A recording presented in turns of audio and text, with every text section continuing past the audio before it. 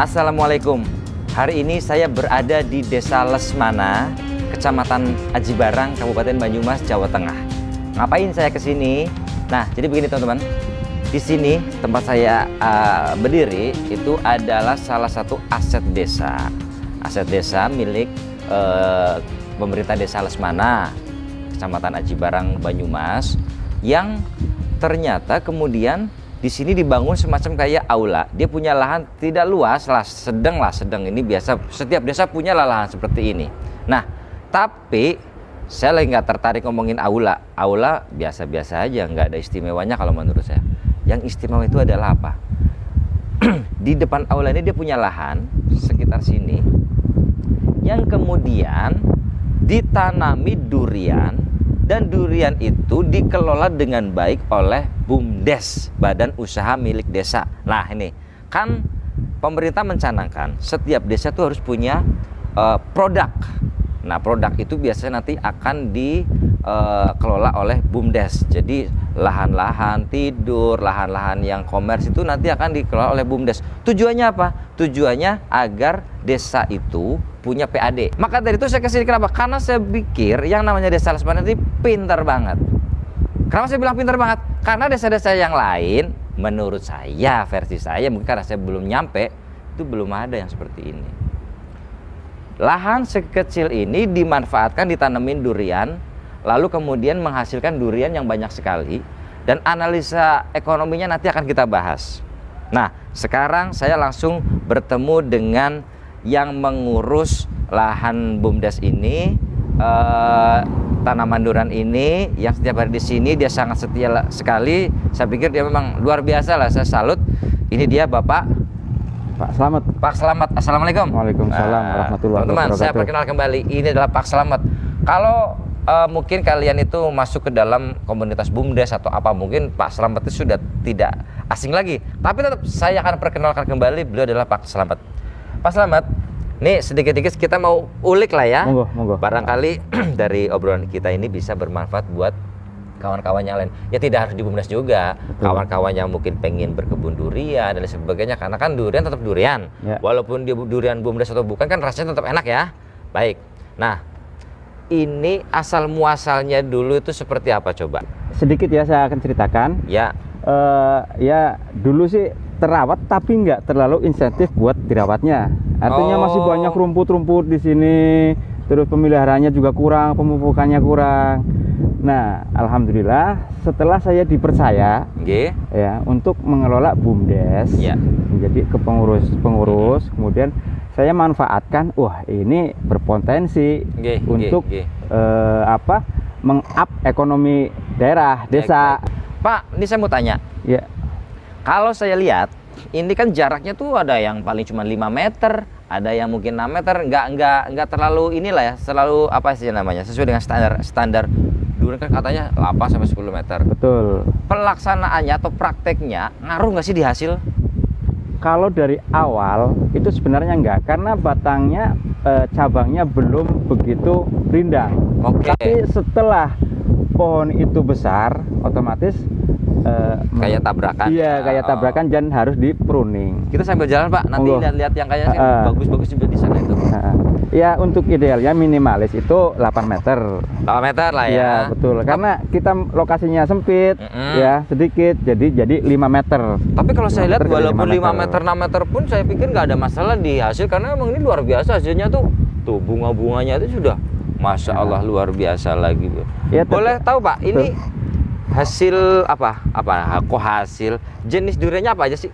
Jenis duriannya ada bawor, ada montong, ada juga sitokong. Pak Slamet, nih saya tertarik kepada jenis durian yang ada di sini ya. Maksudnya gini ya. Ini kalau saya lihat ini pohon ini udah oke lah, gede lah. Ini tinggal membesar dan kemudian matang, kemudian bisa dipanen. Tapi di sini kan banyaknya sudah seperti ini, bahkan sudah yang lebih besar di sana tuh banyak banget. Nah, tapi ini banyak sekali juga bunga-bunga yang kemudian menyusul. Artinya berarti dia berbunganya kan nggak bareng ya. Jadi dia kayak pertama ada bunga, sudah pada jadi, udah lama. Ini lama loh, dari bunga sampai segini kan udah lama. Tiba-tiba ada susulan lagi. Artinya memang kayak panennya itu nggak cuma hanya sekali bunga jadi selesai, tapi enggak. ini gimana ini? Ya terutama perawatan Mas. Perawatan ya? Iya, perawatan, Wah. pemupukan. Perawatan dan pemupukan. Iya, Baik. Jadi mungkin ada beberapa orang berpikir itu negatif atau suudzon lah ya. Katanya kalau yang seperti itu, seperti ini itu memang karena dipacu, dipaksa dengan salah satu obat-obat tertentu sehingga dia sebetulnya sebelum saatnya berbuah jadi berbuah, atau ini hanya perawatan karena kebutuhan nutrisi aja?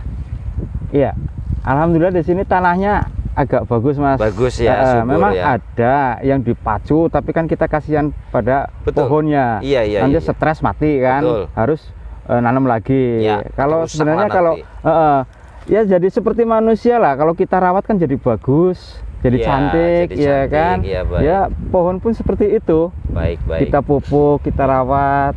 Ya Baik. alhamdulillah ini. Ya mungkin ini rezeki Mas. Rezeki ya, Itu seperti baik itu. ya. Ini kemudian akan menjadi durian susulan. Ini bisa dibayangkan produktivitas di sini tuh luar biasa dan tidak dengan obat-obat yang memang memaksa untuk berbuah, tapi betul-betul karena nutrisi dan pupuk yang cukup. Betul. Nah, kalau saya lihat lah ya, kalau lahan desanya sih mungkin luas, tapi untuk yang area tanaman duriannya ini, saya lihat nggak ada lah sampai 1000, sekitar kurang lebih tadi saya kalkulasi itu sekitar kurang lebih 800 meter persegi lah ya. Artinya kalau orang Jawa bilang itu long 10, long 11 gitu lah mungkin, long 11, long rolas. Ini muat berapa pohon Pak? Ini 28. 28 ya? Iya. 28 pohon. Itu untuk ukuran segitu tuh berarti cukup banyak juga pohonnya. Padahal jaraknya kelihatannya kayak tidak terlalu jauh ya Pak ya? Karena ini dulu itu nggak ada konsep untuk penanaman. Jadi jadi kita benahi. Oh, Itu. jadi jenengan itu bukan yang merawat dari awal. Bukan. Jenengan ini tadinya ini adalah ada kebun durian kurang produktif, kurang terawat, terus kemudian jenengan benahi. Betul. Luar seperti biasa. itu.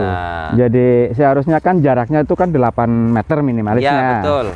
Ini kan ada yang paling berapa nih? 6, 5 ya? 4 meter ada. Malah itu. ada yang 4 meter. Walaupun sudah pohon besar-besar seperti ini dan sangat rindang juga.